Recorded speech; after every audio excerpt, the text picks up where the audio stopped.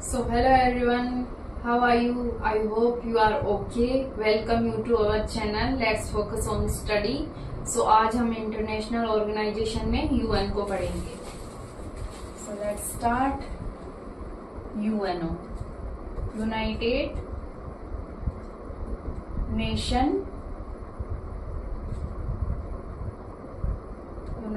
Nations Organization.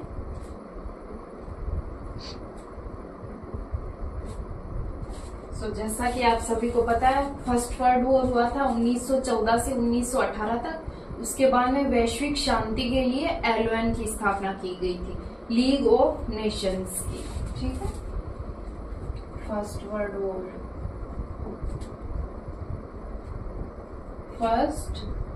War हुआ था 1914 से 18. इसके बाद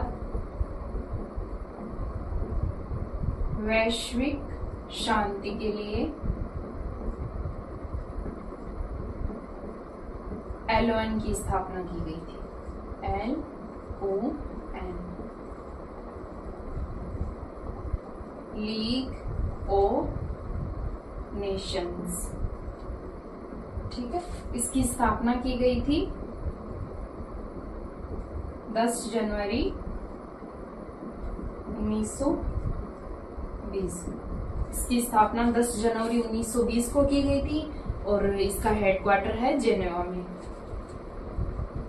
इसका हेडक्वार्टर है जेनेवा. प्रथम विश्व युद्ध के बाद भी आपको पता है द्वितीय विश्व युद्ध भी हुआ था. ठीक है.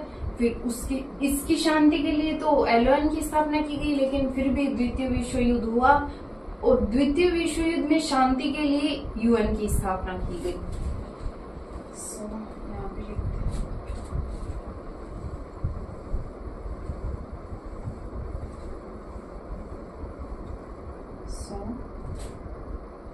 यूएन की स्थापना की गई थी द्वितीय विश्व युद्ध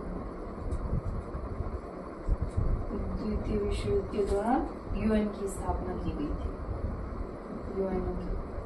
यूएनओ की स्थापना की गई थी 24 अक्टूबर 1945 को. सेकेंड वर्ल्ड वॉर हुआ था 1939 से 45 तक. ठीक है. यूएनओ की स्थापना की गई थी 24 अक्टूबर 1945 को. 24 अक्टूबर को अपन यूएन डे मनाते हैं. यूएन डे मनाते हैं. ठीक है. इसमें जो टोटल कंट्रीज थी जिन्होंने साइन किया था यूएन के लिए, वो टोटल कंट्रीज पहले 50 थी. 50 कंट्रीज थी जिसमें भारत भी था और इसके बाद में इसकी 51वीं कंट्री ऐड की गई जो कि पोलैंड थी.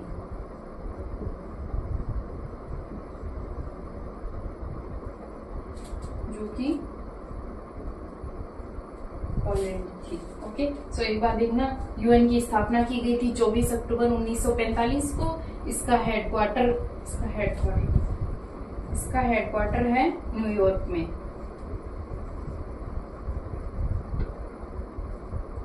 इसका हेडक्वार्टर न्यूयॉर्क में है. 51वीं कंट्री को ऐड किया गया जो थी पोलैंड.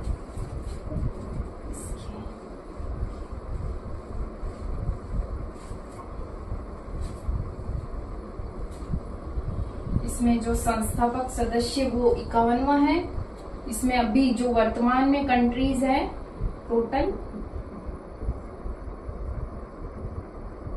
टोटल कंट्रीज है इसमें 193.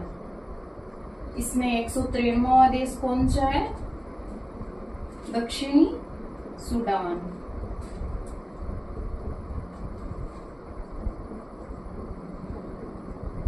तो ये आप याद रखना क्योंकि ये इम्पोर्टेंट है. जिसका हेडक्वार्टर मैंने लिखाई दिया है न्यूयॉर्क में है. और इस जहां यूएन बना था वो जमीन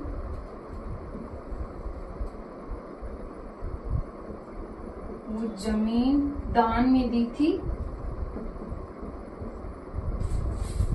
जमीन दान दी थी रॉकफेलर ने, और ये बनकर तैयार हुआ था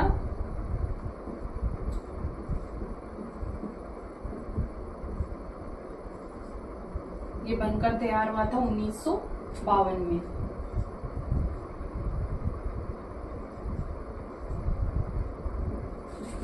यूएनओ का अपना एक फ्लैग है, जिसमें ब्लू कलर का फ्लैग है, जिसके दोनों साइड जैतून की पत्तियां हैं। ठीक है, आप देख लेना जैतून कैसा दिखता है, गूगल पे सर्च कर लेना।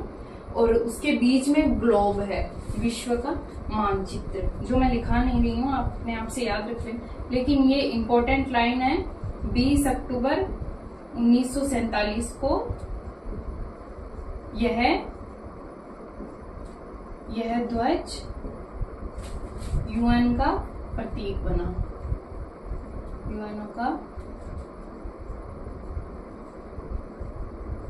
प्रतीक बना। यूएनओ की लैंग्वेज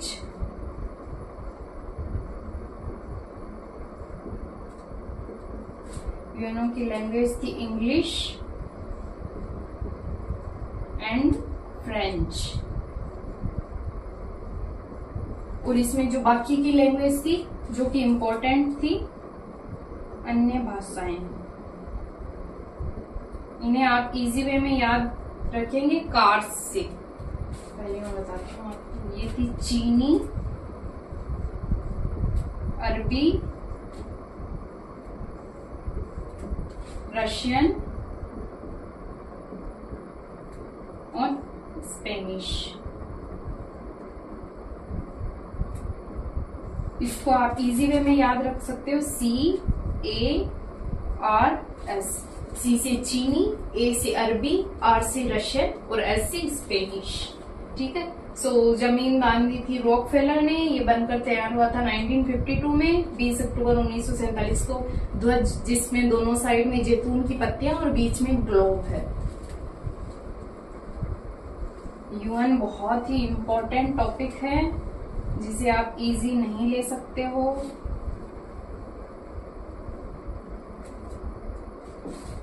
ठीक है, इसके बाद में अरबी जो लैंग्वेज ऐड की गई थी, अरबी भाषा को मान्यता मिली थी 1983 में सुरक्षा परिषद के द्वारा। और यूएन का जो चार्टर है, यूएन का चार्टर, उस चार्टर में टोटल 19 अध्याय है और इसके अलग से 111 अनुच्छेद है। ठीक है, यूएन चार्टर है एक अलग से, जिसमें 19 अध्याय है और 111 अनुच्छेद है।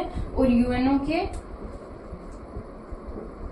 6 अंग है, 6 अंग, जो कि मोस्ट इम्पोर्टेंट है, जिसमें